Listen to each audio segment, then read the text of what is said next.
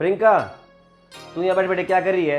आज हमारी शादी की सालगिरह पे ना मैंने एक सरप्राइज प्लान किया है। सरप्राइज प्लान किया है? बता तो दो। अरे तुझे सब कुछ यही बता दूंगा, फिर सरप्राइज क्या रहेगा? अब तू ना ऐसा कर, जल्दी आ। ठीक है, आ रही हूँ। प्रियंका, आज हमारी शादी की सालगिरह पे मेरी तरफ से तुम्हारे लिए सरप्राइज। अरे क्या सरप्राइज है, बता तो दो। आज हमारी शादी की सालगिरह पे ना मैंने गांव से मम्मी और पापा को बुला लिया है। मम्मी पापा को? अरे मम्मी पापा को क्यों बुला लिया आपने? प्रियंका, तू ये क्या बोल रही है यार? आज हमारी शादी की सालगिरह है, शादी की सालगिरह पे बुलाया मैंने मम्मी पापा को। अरे क्या यार, पागल वागल तो नहीं हो गए हो? मम्मी पापा को क्यों बुला लिया? मेरी सालगिरह का सत्यानाश करके रख दिया है। प्रियंका, तुम ये कैसी बातें कर रही हो? अरे मैंने पापा मम्मी को बुलाया है, हमारे पापा मम्मी को, ना कि किसी और को। समझ में आ रहा है तुम्हें? अरे पता है मुझे, अब वो आ गए है ना। बहू चाय ला दे, बहू दवाई दे दे, बहू खाना दे दे, सारा दिन नौकरानी बना के रखेंगे मुझे। बड़े चैन से रह रही थी मैं, पर नहीं, तुम्हें तो मेरी खुशी बर्दाश्त नहीं है ना। मेरी सालगिरह का सारा दिन खराब करके रख दिया है। क्यों बुला लिया आपने इनको? इन्हीं की वजह से मैं आपके साथ शहर में शिफ्ट हुई थी कि आराम से रहूंगी, पर नहीं, ले आए उठा के इनको। अब मेरे सारा दिन सर में दर्द करके रखेंगे, कभी ये कर दो कभी वो कर दो। कितनी चैन से रह रही थी मैं यहाँ पे। अरे अगर मुझे इनका काम ही करना होता तो मैं वहीं कर लेती, शहर में क्यों लेके आती मैं आपको? उठा के ले आई इनको। चलो ठीक है, अब आ गए नहीं है, इनको वापस भेज दो। मैं अपनी सालगिरह के दिन इनको नहीं बर्दाश्त कर सकती। अरे कैसी पागलों जैसी बात कर रही है तू? तेरा दिमाग तो ठीक है? तुझे पता भी है कब से क्या बोले जा रही है तू? हाँ हाँ, मेरा दिमाग तो बिल्कुल ठीक है। अब ये यहाँ आ गए है ना, तो इनको इसी पल गांव छोड़ाओ। अगर गांव नहीं छोड़ के आ सकते ना, तो इनको किसी धर्मशाला में छोड़ाओ। आज मेरी सालगिरह है, मुझे अपना मूड खराब नहीं करना। और ये यहाँ पे रहेंगे ना, तो मेरा मूड ही खराब होगा। अच्छा, मैं पापा और मम्मी को धर्मशाला में छोड़ाऊं? हाँ हाँ, यही तो बोल रही हूँ कि छोड़ाओ इनको धर्मशाला में। ये घर मेरा है, मैं किसी दूसरे को बर्दाश्त नहीं करूंगी इस घर में। मुझे तो ये समझ में नहीं आ रहा, तुम्हारे दिमाग में ये बात आई कहाँ से कि इनको बुलाना है, जब आपको पता है ये घर मेरा है और मैं इनकी शक्ल देखना नहीं चाहती, फिर भी आपने इनको बुला लिया। ठीक है प्रियंका, मैं ना पापा और मम्मी को धर्मशाला में छोड़ के आ रहा हूँ, और जाने से पहले ना तू अपनी आंखों से पट्टी हटा के एक बार देख तो ले। अरे क्या पट्टी हटा के देख लूं?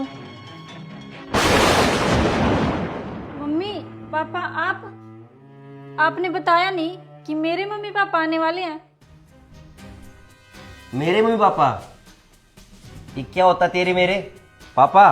मम्मी, आप देख रहे हो मेरे माँ बाप की ना ऐसी इज्जत करती है ये, और जब भी बोलती है ना सर्विस के मुंह से जहर ही निकलता है। ये ना मेरे मम्मी पापा की ऐसी इज्जत करती है, हर टाइम बदतमीजी से बातें करती है। अब ये बताओ, इसमें मैं किसकी गलती मानूं, आपकी या फिर इसकी? आप लोगों ने कैसे संस्कार दिए इसको? पापा मम्मी, मैं ना आपको यही दिखाना चाहता था। अरे मेरे ही सामने ना मेरे माँ बाप की बेइज्जती करती है ये, और आज तो आप लोगों ने भी अपनी आंखों के सामने देख लिया होगा ना अपनी बेटी के संस्कार। पापा मम्मी, जब ये आप लोगों के सामने इतना बोल सकती है, तो आप लोगों ने सोचा है कि आप लोगों के पीछे से कितना बोलती होगी? इसको ना मेरे माँ बाप की शक्ल तक देखना बर्दाश्त नहीं है, नफरत करती है उनसे। अरे बस भी करो ना आप। बस तू कर प्रियंका, आज तूने ना बहुत बोल लिया, आज मैं बोलूंगा और तू सुनेगी। पापा मम्मी, मैंने आज तक कभी आपसे बदतमीजी से बातें की है? अरे मैं दामाद कम, आपका बेटा ज्यादा हूँ। आपको ना जब भी जहाँ भी जरूरत होती है मैं सबसे पहले खड़ा मिलता हूँ आपको, और ये मेरे माँ बाप के साथ में सोतेला व्यवहार करती है। क्या इसका फर्ज नहीं बनता मेरे माँ बाप की सेवा करने का? जब मैं एक दामाद होकर आपके लिए सारी चीजें कर सकता हूँ, तो फिर ये क्यों नहीं कर सकती? क्या एक बहू का फर्ज नहीं बनता अपने सास ससुर की सेवा करना? पापा और मम्मी, इतना सब कुछ हो जाने के बाद अब आप दोनों फैसला कर लो, आप दोनों यहाँ पर रुकोगे या नहीं? अब फैसला आपके हाथ में है। अरे क्या बोले जा रहे हो आप पापा को?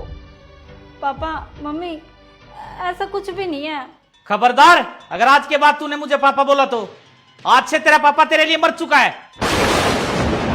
प्रियंका बेटा, ये हक तू खो चुकी है हमारे से, मम्मी पापा का। तेरी हरकत सारी देख लिया आज हमने अपनी आंखों से, और सुन भी लिया। पापा मम्मी, ये सब बातें आपके लिए नहीं थी, मैं आपको आपको नहीं कह रही थी कुछ। अच्छा, ये बात हमारे लिए नहीं थी क्या? प्रवीण के मम्मी पापा तेरे मम्मी पापा नहीं लगते? बता, लगते नहीं क्या? शादी के बाद एक बहू की क्या जिम्मेदारी होती है, बता, क्या जिम्मेदारी होती है? कि उनका जीना आराम कर दे, उनकी जिंदगी नरक बना दे। अरे बेवकूफ, वो प्रवीण के मम्मी पापा नहीं है, तेरे भी मम्मी पापा हैं। उनको वृद्धाश्रम छोड़ दे, धर्मशाला में छोड़ आओ। क्या तेरी यही जिम्मेवारी बनती है? अरे बेवकूफ, शादीशुदा बेटी की जिंदगी है ना, उसकी ससुराल में होती है। हम तो जन्म देने वाले माँ बाप हैं, असली माँ बाप तो तेरे वो हैं। बेटी तू मुझे एक बात बता, हमने तुझे यही संस्कार दिए थे क्या, है कि तू हमारा नाम गंदा करेगी? सास ससुर की सेवा करने से तो गई और उन्हें उल्टा सीधा सुनावे। तेरी माँ जो बोल रही है, तेरी कुछ समझ में आ रहा है या नहीं आ रहा? और तू देख प्रवीण को, वो एक दामाद होके हमारा बेटे का फर्ज निभा रहा है। जब भी हमें जरूरत होती है ना, तब भी हमारी सेवा में खड़ा रहता है हर टाइम। अरे कुछ दामाद जी से क्या तू बहू होके एक बेटी का फर्ज नहीं निभा सकती? जब ये दामाद होके बेटे का फर्ज निभा सकता है, तो बेटी होके बहू का फर्ज क्यों नहीं निभा सकती?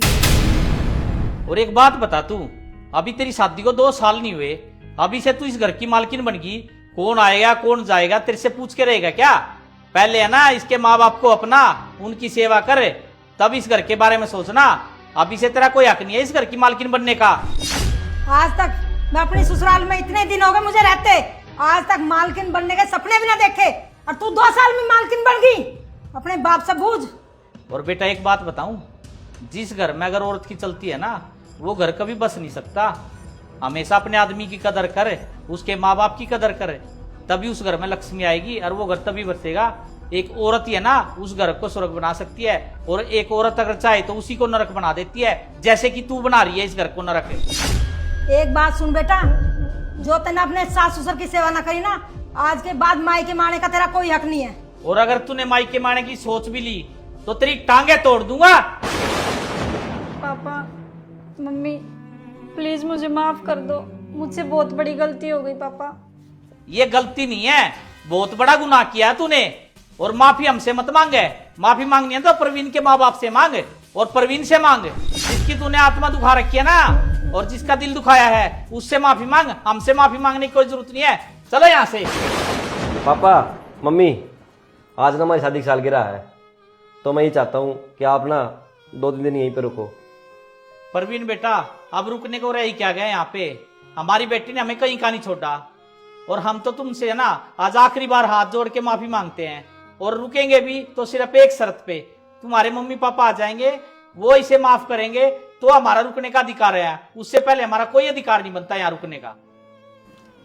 पापा मम्मी, आप ना सही कह रहे हो।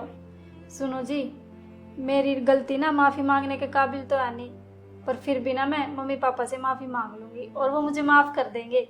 आप ना फोन करके मम्मी पापा को बुला लो। चल ठीक है, मैं ना फ़ोन करके मम्मी पापा को बुला लेता हूँ। ठीक है आपा जी, फिर हम सब ना साथ में मिलकर अपनी शादी की सालगिरह सेलिब्रेट करेंगे। हाँ तो दोस्तों, देखा आपने, जो माँ बाप अपनी बेटी की गलतियों पर पर्दा डालते हैं, उस बेटी का घर कभी नहीं बच सकता। अगर मैं ये बात सही कह रहा हूँ तो एक प्यारा सा कमेंट करके जरूर बताएं। जय श्री श्याम, राधे राधे।